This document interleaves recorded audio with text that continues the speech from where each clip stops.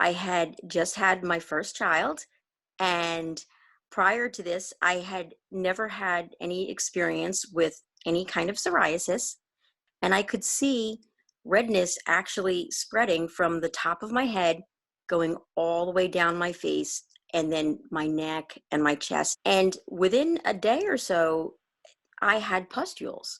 Of course, again, I didn't realize it at the time. And so later on, I would find out that that actually was the very beginning of my journey with pustular psoriasis.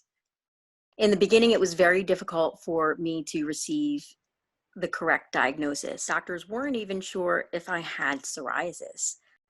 Dermatologists looked at other types of skin conditions. They looked at infections.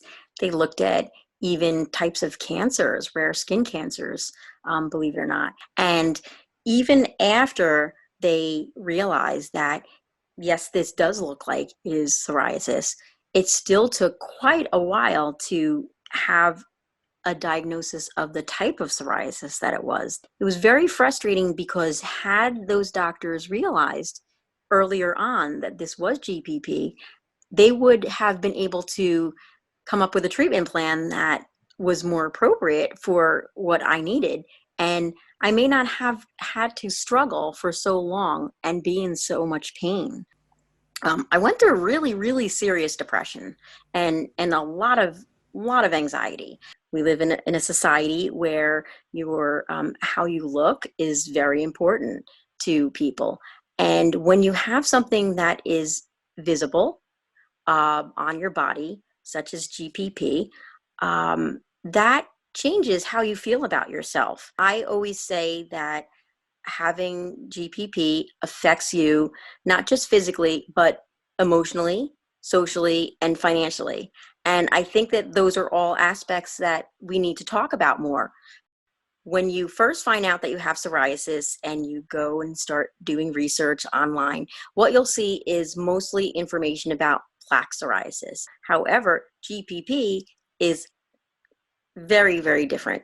And it is the GPP, in my experience, that has been potentially life-threatening, that has been the most painful, and that has been the most stubborn and difficult to treat. And so I was spending time and money and getting my hopes up, trying this a new type of medication or an antibiotic, and really suffering along the way. If we can have treatments that are able to help us get back to being ourselves, as quickly as possible, and get back to enjoying life and not having to worry about, all those things on a regular basis. That's the hope, is that you can just be yourself.